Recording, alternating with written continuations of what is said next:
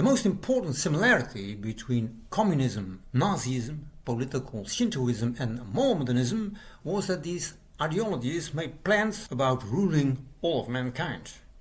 Nowadays many jihadists, not only in the greater Middle East but also in the USA and in Western Europe, including the UK, still embrace that kind of plans. Now the natural enemy of those types of ideologies are those nations, or should I say peoples, that have a we the people kind of constitution.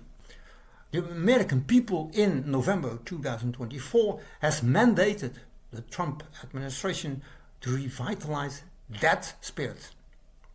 One of Winston Churchill's most inspiring quotes is, study history, study history. In history lies all the secrets of statecraft. It would be wise of politicians in the 21st century to follow that advice from the greatest statesman ever and at least study the history of the last 1.5 centuries. As I describe in my ebook about the origins of Turkey, titled IS, the Kurds and the Caliphate, Mohammedan extremists played a much more important role than usually reported in escalating the war that started with that murder in Sarajevo by Gavrilo Princip in those horrible summer months 111 years ago.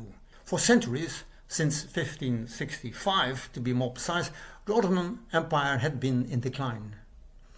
Now the murderer of that Archduke was a young man who was a member of an organization nicknamed the Black Hand, a name now more known through comics and children's books. But how extreme this terrorist organization really was can be deduced from its official name, Union or Death, Serbian Unity. This organization had not engaged with the Hungarian Austrian Empire itself, but had engaged with that sick occupant of Europe, the Ottoman Empire, in 1912, with success.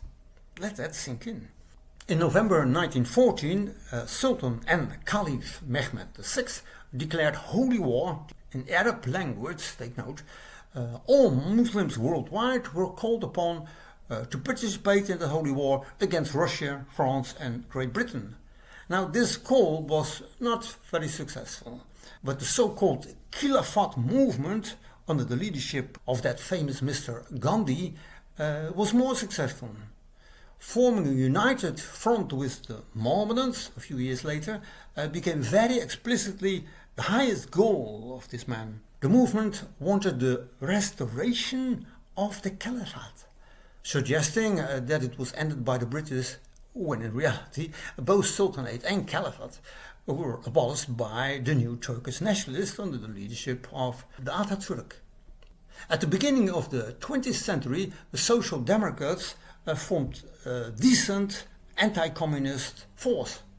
One of its leaders in that time edited a book containing classified and decoded German documents related to the start of World War I. I'm talking about German Karl Kautsky. His book does not only provide the text of the document, but does include comments in the margin of the Emperor of Germany, Wilhelm II. His ambassador in Constantinople in 1914 wrote many telegrams to the Ministry of Foreign Affairs of his country about the rising tensions in that so-called July crisis. He had candid conversations in that period with Pallavicini, the ambassador of Austria-Hungary.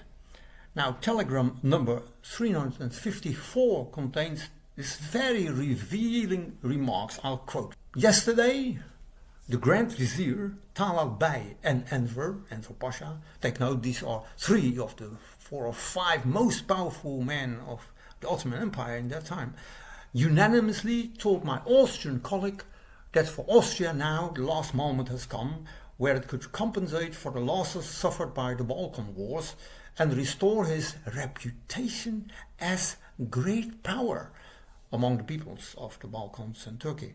Not only Bulgaria but Romania and Turkey as well would choose unreservedly the side of the Triple Alliance, that was Germany, Austria, Hungary and Italy by that time, when Austria serves Serbia an appropriate lesson.